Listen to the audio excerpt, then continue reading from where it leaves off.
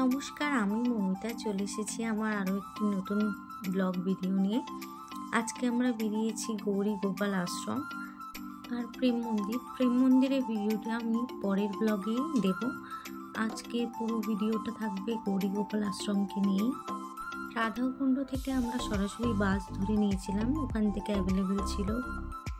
প্রথমেই দাদা দর্শন, দাদা হয়তো আমাকে আশীর্বাদ করে দিল।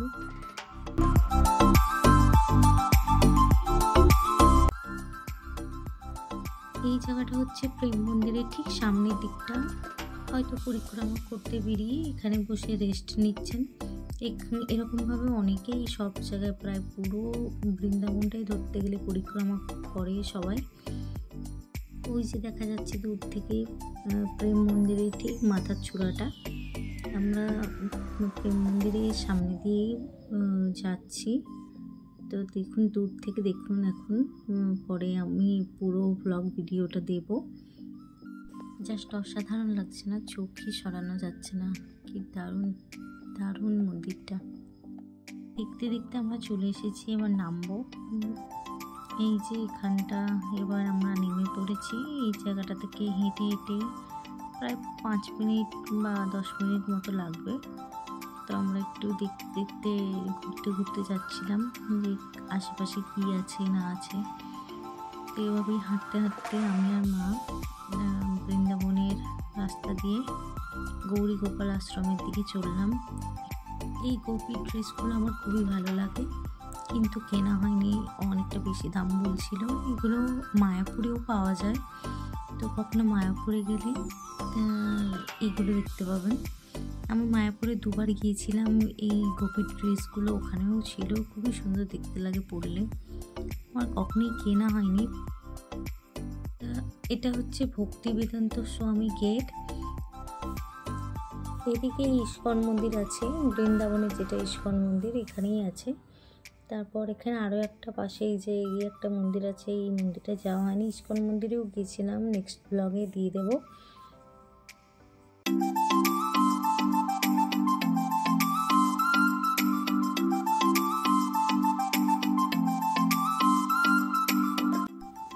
চলে এসেছি আমরা গৌরী গোপাল আশ্রমের কাছে।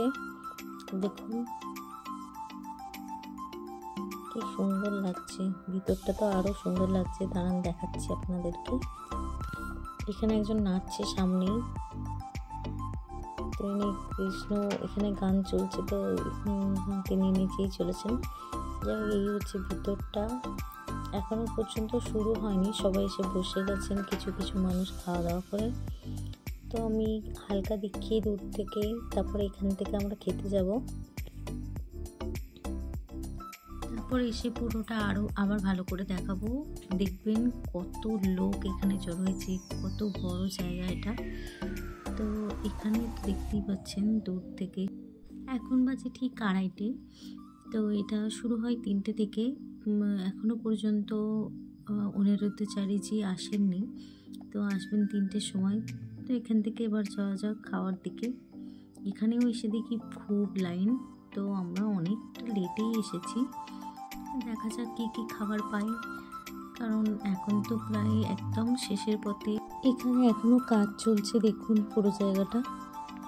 চলুন আপনাদেরকে এই ভিতরের দিকটা একটু দেখাই, যেখানে খাওয়ানো হচ্ছে। আমি একটু মাকে দাঁড় করে রেখে সেই ভিতরে মানে বাইরে থেকে আর কি জানলা মতো করা আছে, ওই জানলা থেকেই ভিডিওটা করছি।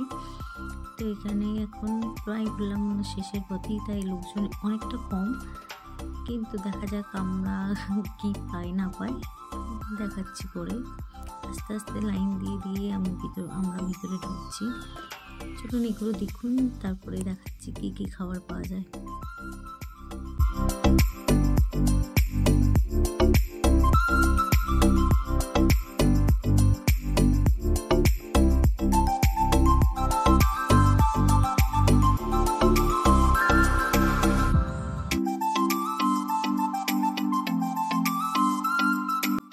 এই যে লাস্টে এরকমই হয়, এইটুকুই পড়েছিল। তো এটা খেয়ে আমরা এই যে খেয়ে আস্তে আস্তেই 15-20 মিনিটের মধ্যে এত ভিড় হয়ে গেছে। দেখুন মানে আমরা যে কোথায় জায়গা পাবো বসার, পিছনে নাকি সামনে ভগবানই জানে। তো তো এই যে পুরো ভর্তি এই যত রকমের এখানে আচার্যের কাছে মানুষ আসে, এই সব কিছু আমরা সামনে থেকে দেখতে পাচ্ছি। এটাতেই আমি অনেক খুশি।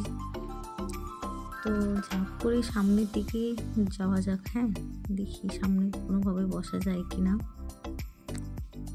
ভাবাই যায় না যেটা ফোনে বা টিভিতে দেখি সেখানে কখনো আসতে পারবো। তো এসে সত্যি খুব ভালো লাগছিল। সামনে থেকে আচার্যকে দেখেও খুব ভালো লাগছিল। তো চলুন সামনের দিকে যদি যাওয়া যায়, যদি একটু বসার জায়গা পাই তো বসতে হবে। দূর থেকে এটা দেখতে দেখতে সামনের দিকে একটু একটু করে এগোচ্ছিলাম।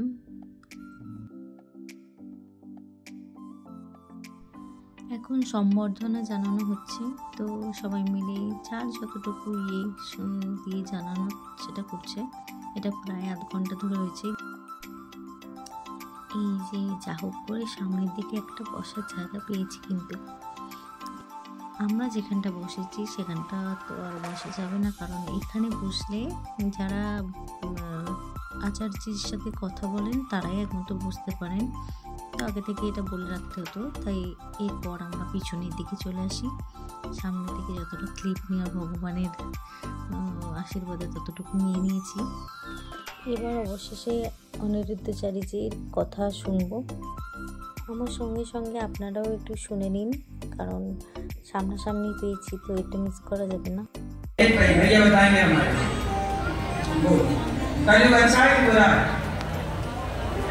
अच्छा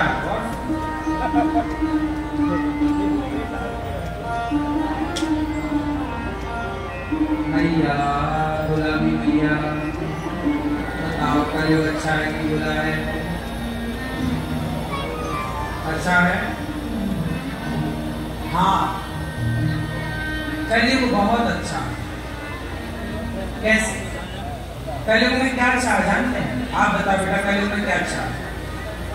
सतयुग, त्रेता, द्वापर, कलयुग 4 युग होते हैं। इन चारों युगों को यदि देखा जाए तो सबसे अच्छा कलयुग ही है। कैसे? सतयुग में भगवान को पाना बहुत कठिन था। सतयुग में भगवान को पाना बहुत बहुत बहुत कठिन था। त्रेता में भगवान को पाना बहुत बहुत कठिन था। द्वापर में भगवान को पाना बहुत कठिन था, और कलयुग में भगवान को पाना बहुत सरल है। कैसे? सतयुग में भगवान कृते यध्यायते विष्णु। सतयुग में बड़ा ध्यान करना पड़ता था।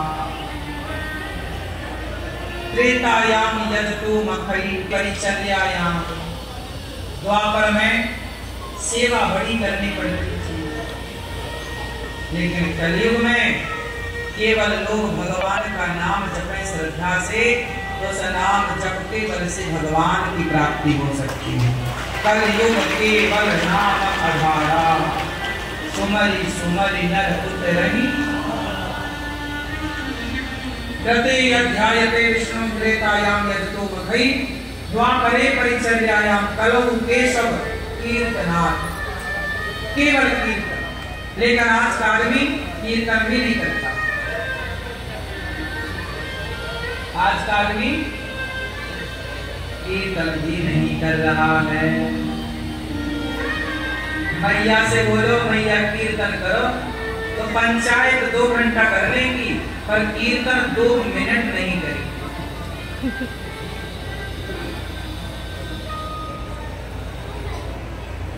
कीर्तन लोग पहले घरों में लोग कीर्तन करते थे। सारा परिवार बैठता, चलो भैया सामने भगवान जी कीर्तन। श्री कृष्ण गोविंद हरे मुरारी, हे नाथ नारायण वासुदेव।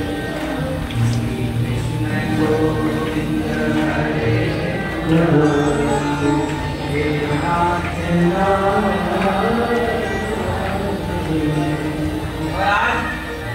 आज पहले लोगों के घरों से कीर्तन भगवान का नाम सुनाई पड़ता था। आजकल केवल खौं सुनाई पड़ता है, लड़ाई झगड़ा। हाँ, इसलिए आज का गृहस्थ दुखी है, पहले के गृहस्थ सुखी थे, क्योंकि पहले के गृहस्थों के घर में शंख की ध्वनि सारे घरों से निकलती थी, घंटी की ध्वनि सब घरों से निकलती थी, कीर्तन, पहले लोग गली से गुजरते थे तो शाम होती सबके घर से कीर्तन सुनाई पड़ता था, सवेरा हुआ सबके घर से घंटी कीर्तन सुनाई पड़ती। आजकल कहाँ सुनाई पड़ता? बोलो, सुनाई पड़ता? क्यों नहीं पड़ता? आप गृहस्थों ने कीर्तन करना छोड़। आपको लगता क्या होगा? क्या होगा? 10 बजे तक आप सोएंगे, उससे नहीं आप बोलते कि क्या होगा 10 बजे तक क्यों सोए? शराब पीते हो, आप नहीं पूछते शराब पीने से क्या होगा? सिगरेट पीते हो, क्या होगा सिगरेट पीने से? पर कीर्तन करे कोई तो लोग कहते पाखंड कर रहा, कीर्तन कर रहा, क्या होगा? देखो है ना, आज के जमाने में कोई गलत कर रहा है ना, उससे सवाल नहीं पूछा जा रहा है, सवाल उससे पूछा जा रहा है जो सही कर रहा है। आजकल सवाल किससे पूछा जाता है? बोलो, सही करने वाले से, गलत करने वाले से कोई सवाल नहीं। शराब पीने वाले से कोई नहीं पूछता कि तू शराब क्यों पीता, पर माला जपने वाले से पड़ोसी पूछते क्यों, बड़े पंडित बन गए हो क्या?